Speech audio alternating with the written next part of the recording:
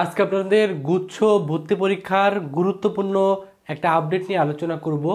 তো আমরা আগের যে ভিডিওটা তৈরি করেছিলাম সেই ভিডিওতে আমরা বলছিলাম যে গুচ্ছ থেকে জগন্নাথ বিশ্ববিদ্যালয় বের হয়ে যাচ্ছে, বাট তার পরেই শাহজালাল ও বিজ্ঞান ও প্রযুক্তি বিশ্ববিদ্যালয়ে ঘোষণা দিচ্ছে যে তারাও গুচ্ছতে থাকবে না। অর্থাৎ জগন্নাথ বিশ্ববিদ্যালয়ের পর জিএসটি থেকে বেরিয়ে এলো শাহজালাল বিজ্ঞান ও প্রযুক্তি বিশ্ববিদ্যালয়ে বা সাস্ট।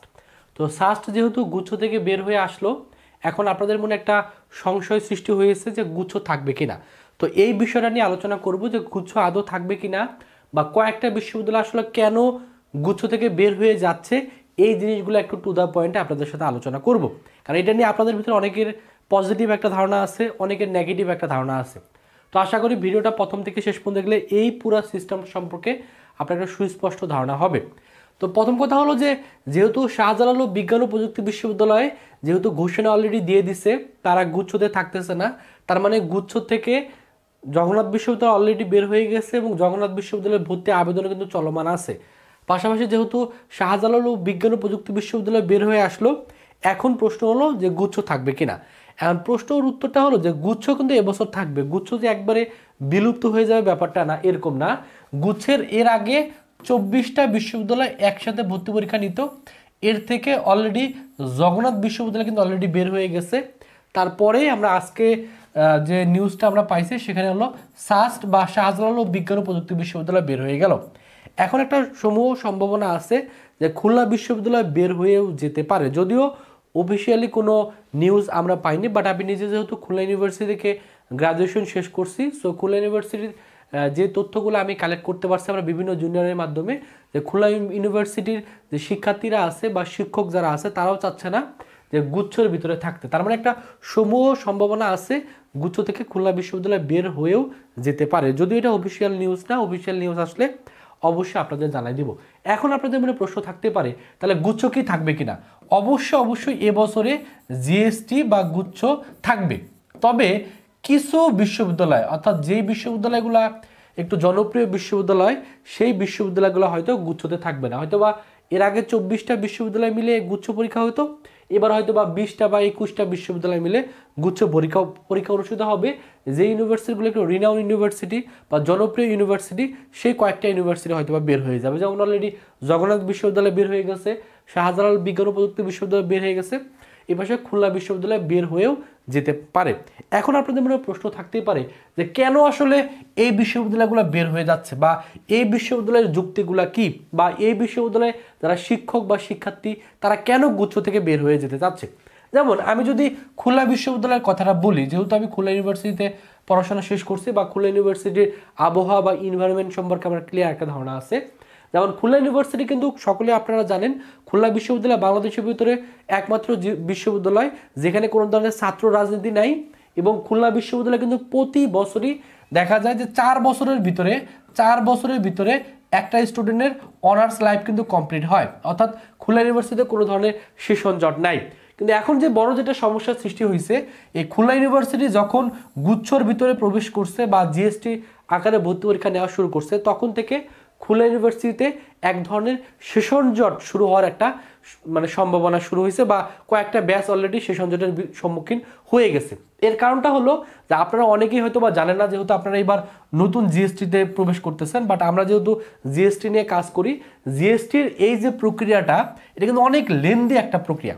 যেমন এর আগের বছর যে জিএসটিটা হয়েছে সেটা লাস্ট মাইগ্রেশন কিন্তু 2-3 দিন আগে হয়েছে। অলরেডি যারা জিএসটির স্টুডেন্ট তারা বিশ্ববিদ্যালয়ে ভর্তি হয়ে প্রায় 2-3 মাস ক্লাস করে ফেলছে, এখনও কিন্তু মাইগ্রেশন সিস্টেমটা চলতেছে।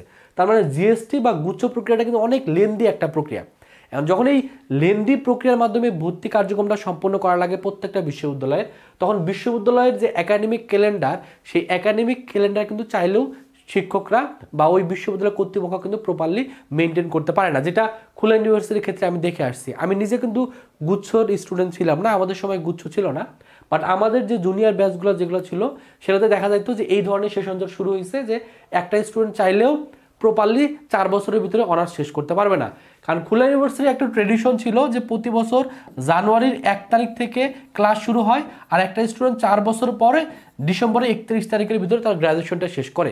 বাট যখনই খুলনা ইউনিভার্সিটি জিএসটির ভিতরে প্রবেশ করছে তখন কিন্তু খুলনা ইউনিভার্সিটির কর্তৃপক্ষ চাইলেও জানুয়ারির 1 তারিখ থেকে কিন্তু ক্লাস শুরু করতে পারতেছে না যারা নতুন ব্যাচ তাদের, কারণ গুচ্ছর প্রত্যেকটা বিশ্ববিদ্যালয়ের দায়িত্ব বিভিন্ন বিশ্ববিদ্যালয়ে থাকে। যেমন লাস্টবার জিএসটির দায়িত্ব ছিল যশোর বিজ্ঞান ও প্রযুক্তি বিশ্ববিদ্যালয়। এখন যশোর বিজ্ঞান ও প্রযুক্তি বিশ্ববিদ্যালয়ের যে কারিকুলাম বা যে সিস্টেম সেটার সাথে কখনোই খুলনা ইউনিভার্সিটি কারিকুলাম বা সিস্টেম মিলবে না।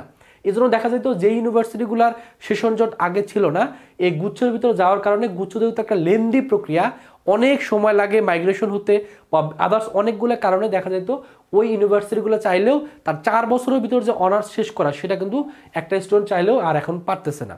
এই কারণে যেটা দেখা যাচ্ছে যে ইউনিভার্সিটিগুলোতে কখনোই সেশন জট ছিল না সেই ইউনিভার্সিটিগুলোতে সেশন জট কিন্তু শুরু হয়ে গেছে। যেমন আপনাকে দিয়ে যদি আমি একটা উদাহরণ দিই, আপনি যখন খুলনা ইউনিভার্সিটিতে ভর্তি হবেন, খুলনা ইউনিভার্সিটিতে জিএসটিতে থাকার কারণে যখন দেখবেন যে একটা অনার্স শেষ করতে 4 বছর লাগে সেখানে আপনাকে 5 বছর বা 6 বছর লাগতেছে, তখন কিন্তু আপনি কখনোই এই জিনিসটাকে সাপোর্ট করবেন না, যেহেতু আপনারা এখনও বিশ্ববিদ্যালয়ে চান্স পাননি। যখন বিশ্ববিদ্যালয়ে চান্স পাবেন তখন এই জিনিসগুলো হারে হারে টের পাবেন যে কত ধরনের সেশন জট কিন্তু সৃষ্টি হয়ে যাচ্ছে। পাশাপাশি দেখবেন যে ইউনিভার্সিটির যে বিভিন্ন ধরনের এক্সট্রা কারিকুলাম অ্যাক্টিভিটিস সেগুলো তো আপনি অ্যাটেন্ড করতে পারবেন না। তখন দেখবেন যে প্রত্যেকটা ইউনিভার্সিটিতে তাদের ক্লাসগুলা দেখা যাচ্ছে যে সারাদিন নেওয়া লাগতেছে। আগে যেই একটা স্টুডেন্ট দেখা যেত সকাল 9টা থেকে শুরু করে 3টার ভিতরে তাদের ক্লাস শেষ হয়ে যেত, এই গুচ্ছের ভিতরে প্রবেশ করার কারণে নতুন যে ব্যাচগুলো আসতেছে সেই ব্যাচগুলোর ক্লাস বিকাল 5টা পর্যন্ত নেওয়া লাগতেছে, মানে এক ধরনের হজবরল অবস্থা সৃষ্টি হয়েছে। তো এই সকল কারণে দেখা যাচ্ছে যেগুলো রিনাউন্ড ইউনিভার্সিটি সেই ইউনিভার্সিটিগুলো কিন্তু গুচ্ছ থেকে বের হয়ে যেতে চাচ্ছে। তবে একটা জিনিস এরকম হতেই পারে যে কিছু কিছু ইউনিভার্সিটি কিন্তু গুচ্ছতে থাকবে। এখন আপনাকেই বলি, যেমন খুলনা ইউনিভার্সিটির একটা ঐতিহ্য আছে বা খুলনা ইউনিভার্সিটি চায় যে 4 বছরের ভিতরে অনার্স একটা স্টুডেন্ট যাতে শেষ করতে পারো, কিন্তু একটা ধরেন চাঁদপুর বিজ্ঞান ও প্রযুক্তি বিশ্ববিদ্যালয় সেটা নতুন প্রতিষ্ঠিত হয়েছে, সেখানে যদি সেশন জটও থাকে সেই ইউনিভার্সিটি কিন্তু ততটুকু মাথা ব্যথা নাই, কারণ ওই ইউনিভার্সিটি এখনও সেভাবে সব কিছু মিলে সেভাবে শক্তপোক্ত হতে পারেনি।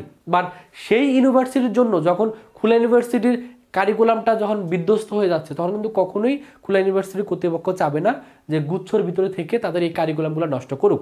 সো এটা একটা রিজন যে কেন আসলে এই ইউনিভার্সিটিগুলো বের হয়ে যেতে যাচ্ছে। এখন আপনাদের মনে অনেক একটা প্রশ্ন থাকতে পারে যে হয়তো এখানে একটা ভর্তি বাণিজ্যের ব্যাপারটা আছে, এই জিনিসটা একটু ক্লিয়ার করে দিই। ভর্তি বাণিজ্যের ব্যাপারটা দেখেন, আপনাদের হয়তো বা মনে করতেছেন যে খুলনা ইউনিভার্সিটি হয়তো বা আলাদাভাবে পরীক্ষা নিলে তারা অনেক টাকা ইনকাম করবে, ব্যাপারটা এরকম না।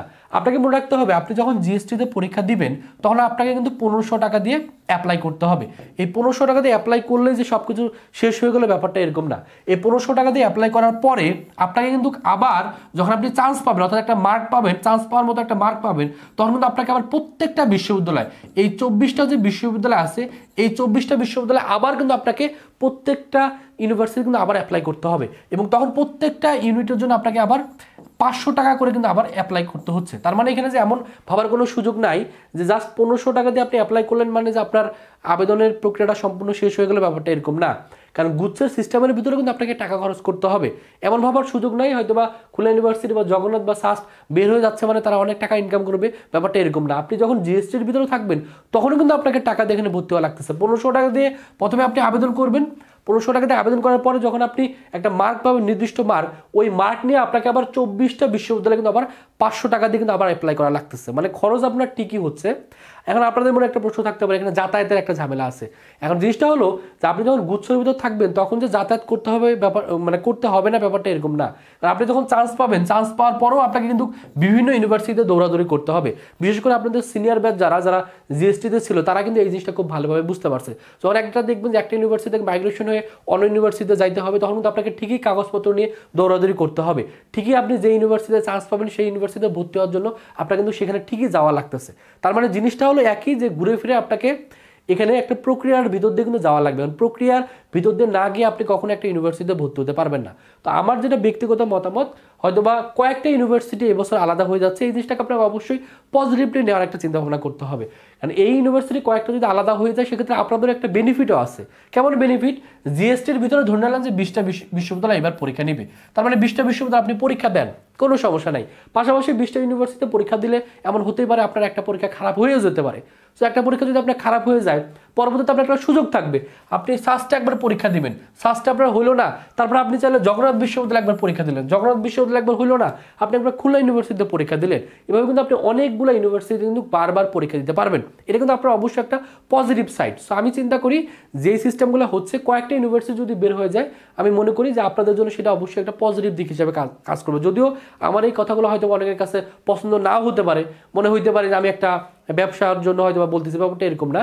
আপনারা হয়তো বা কিছু কিছু জিনিস এখন হয়তো বা জিনিসটা রিয়েলাইজ করতে পারতেছেন না, বাট যখন এই জিনিসগুলো রিয়েলাইজ করবেন তখন আপনি এই জিনিসটা বুঝবেন। আপনি যখন একটা ইউনিভার্সিটিতে ভর্তি হয়ে দেখবেন আপনার অনার্স শেষ করতে 5 বছর 6 বছর 7 বছর লাগতেছে, তখন আপনি ফিল করতে পারবেন যে জিএসটি জিনিসটা কতটুকু আসলে লেন্দি একটা প্রসেস, বা একটা স্টুডেন্টের জন্য কিছু কিছু ইউনিভার্সিটির জন্য প্রচুর একটা হার্মফুল একটা অবস্থা কিন্তু সৃষ্টি করতেছে। বিশেষ করে খুলনা ইউনিভার্সিটির স্টুডেন্টরা এর জন্যই চাচ্ছে না, কারণ খুলনা ইউনিভার্সিটিতে যে ট্রেডিশনটা ছিল একটা স্টুডেন্ট 4 বছরের ভিতরে সেশন জট ছাড়াই বের হবে, এই গুচ্ছের ভিতরে যাওয়ার কারণে এই প্রক্রিয়াটা কিন্তু খুবই পরিমাণে ব্যাহত হচ্ছে। এখন আপনাদের মনে আরেকটা জিনিস একটু ক্লিয়ার করে দিয়ে, আপনারা হয়তো বা মনে করেন যে এইভাবে হয়তো বা খুলনা ইউনিভার্সিটি বা জগন্নাথ বা সাস্ট আলাদা আলাদাভাবে মানে পরীক্ষা নিলে মানে অনেক টাকা ইনকাম করবে, ব্যাপারটা এরকম না। ভর্তির ক্ষেত্রে যে টাকা মানে ইউনিভার্সিটি কর্তৃপক্ষ পায় সেই টাকার হিসাব কিন্তু ইউজিসিকে দেওয়া লাগে। মানে এমন না যে ওই টাকাগুলো ইনকাম করে খুলনা ইউনিভার্সিটির শিক্ষকরা সবাই নিয়ে নেবে, ব্যাপারটা এরকম না। কারণ ওগুলোরও কিন্তু একটা হিসাব করেও তারপরে সেই প্রসেসে কিন্তু আগাইতে হয়। সো আমি মনে করি এই জিনিসগুলোকে নেগেটিভলি চিন্তাভাবনা না করে পজিটিভলি একটু চিন্তাভাবনা করেন, নিজেকে আসলে সেভাবে তৈরি করেন যাতে যে ইউনিভার্সিটিতে আপনি পরীক্ষা দেবেন সেখানে আপনি চান্স পাবেন। এখন আপনি যদি নিজেকে সেভাবে তৈরি করতে না পারেন তাহলে আপনার পরীক্ষা দিয়েও কিন্তু আপনার চান্স হবে না, এটা কিন্তু মাথায় রাখতে হবে। সো আমার যেটা ব্যক্তিগত মতামত, এবছর হয়তোবা গুচ্ছ থাকবে, তবে কয়েকটা ইউনিভার্সিটি বের হয়ে যাওয়ার একটা সম্ভাবনা আছে। এর ভিতরে অলরেডি জগন্নাথ বিশ্ববিদ্যালয় বা সাস্ট অলরেডি তো বের হয়ে গেছে, আর খুলনা ইউনিভার্সিটি বের হয়ে যাওয়ার সম্ভাবনা আছে। তো এই হলো সম্পূর্ণ ওভারঅল একটা ধারণা নিয়ে আপনাদের সাথে আলোচনা করলাম। এখন আপনাদের কাছে কি মতামত সেটা অবশ্যই কমেন্টে জানাই দিবেন।